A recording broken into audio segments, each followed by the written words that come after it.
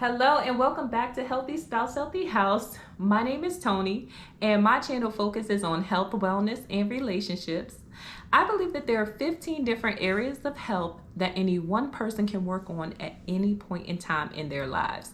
So each week I invite you as I introduce, define, and discuss each one of those areas of health. And then in the end, y'all, we make plans and we make goals so that we can become healthier in those areas. Now, the last area of health that we discussed was educational health. And quite naturally for me, I wanted to follow up with occupational health. And that's because so many of us put so much focus on our educational health with the goal and the hopes of landing our perfect job, right? So, anyway, with that being said, that's why I wanted to do this video next, so that we can learn a little bit or try to figure out how we can be occupationally healthy. So let's get into the definition of what occupational health is. So occupational health is the promotion and the maintenance of your physical, mental, and social well-being while you are on or working a job. And I would be remiss if I did not mention OSHA and give you just a bit of history. So OSHA is or stands for the Occupational Safety and Health Administration, and it's an agency of the U.S. Department of Labor. OSHA's responsibility is worker safety and health protection. Now, the reason why OSHA came into fruition, and it came into fruition in 1971, but the reason why it came into fruition is because there was this huge public outcry during this time where people were they were petitioning the government, so that the government can put things into place to protect employees at their jobs. People were getting injured, they were acquiring illnesses, and they were getting hurt at work. And so like I said, back in 1971, OSHA came into fruition, and that's through President Nixon, who in 1970 signed the OSHA Act, and then that became OSHA. This act created OSHA in 1971. So I wanted to give you a bit of history on OSHA because I was like, well, if the government came up with something to protect the employees on a job and make sure that their work environments are healthy, and it's like, that's something that we should take notice. And that's why I titled the video that it's a thing, it's an actual thing, and it's something that we should take notice to, right? So anyway, let's talk about the 6 types of occupational health hazards. And these are ways in which people get hurt or injured at work. So the 6 types of occupational hazards are, the first one is physical. A physical occupational hazard includes noise or vibrations, radiation, lighting, extreme heat, extreme cold, fibers, and dust. The second one, which is a biological occupational hazard, includes bacteria and fungi and insects and viruses. The third type of occupational hazard is called ergonomical, and that includes manual handling and repetitive movement or having a restrictive work area. The fourth type of occupational hazard is mechanical, and that's working with machinery, and maybe the machine malfunctions or something, and you can get injured in that way. Also, the fifth type of occupational hazard is chemical, and that includes fumes or gases, aerosols, mists, and liquids and vapors, right? And then the sixth type of occupational hazard is a psychological occupational hazard, and that includes job stress, job monotony, unsociable hours, job organization, bullying, and harassment of any kind. And guys, at my former job, I experienced more of a psychological occupational hazard. There were a lot of things that had occurred on my job that caused me great stress. And and so and because of my own personal experiences, when God gave me this area of health and he told me that I was unhealthy in this area, I decided to like take matters into my own hand, and I decided to think, well, what can I do? What can I do as an employee so that I can be safe on a job, or in my occupation? So I decided to ask myself also, what are my responsibilities when I'm on a job or at work?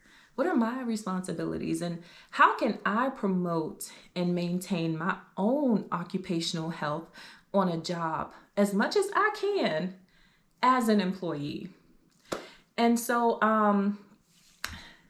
as I stated before, I was wondering, what are my responsibilities as an employee? So I decided to break this up into 3 parts.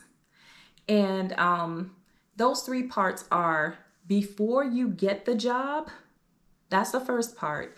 The second part is after you get the job or while on the job.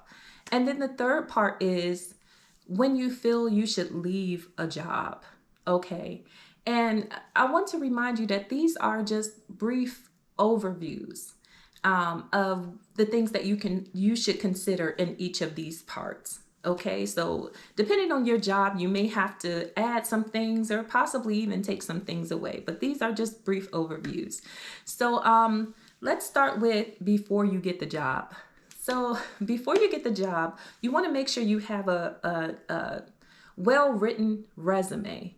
Okay, and I had a cousin who used to do this for us, and she still does this, but used to do this for us coming up. And she used to help us figure out how to word our resumes and what to put in and what to leave out.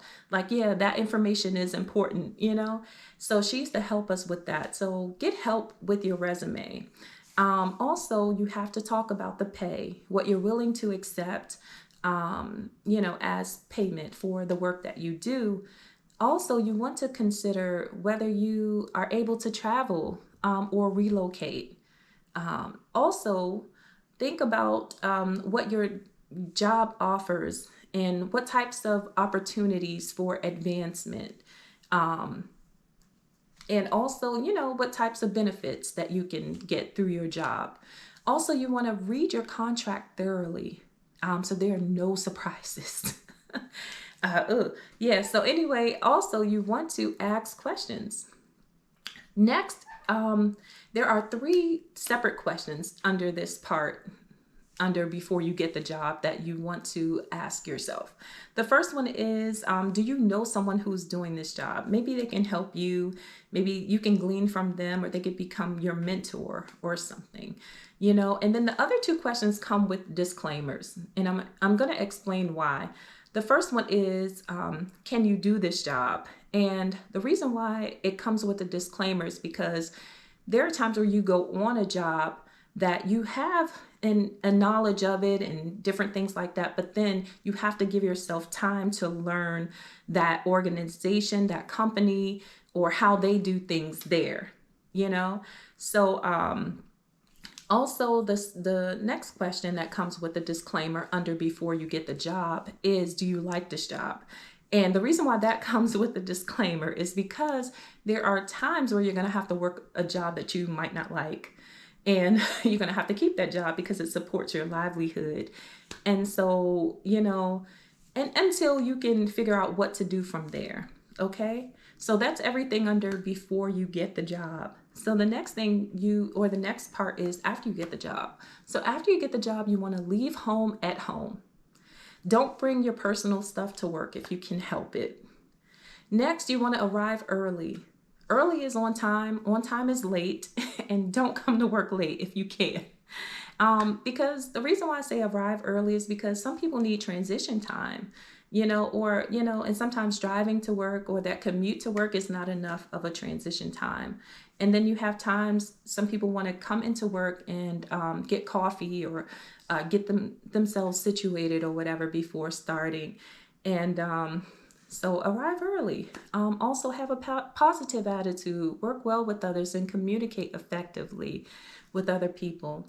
Also ask for help and help others. Have a willingness to learn and grow in your job. Next up, you want to understand what your duties are. It's not enough to know, you have to understand what they are. Also, maintain a professional demeanor in how you dress and in how you act. Next, no gossiping. No gossiping at work. No gossiping.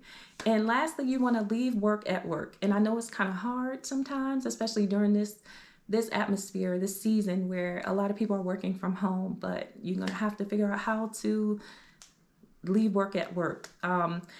Okay, and the last part is when you feel you should leave a job. So when you feel you should leave a job, definitely leave the right way and go through the proper exit protocols.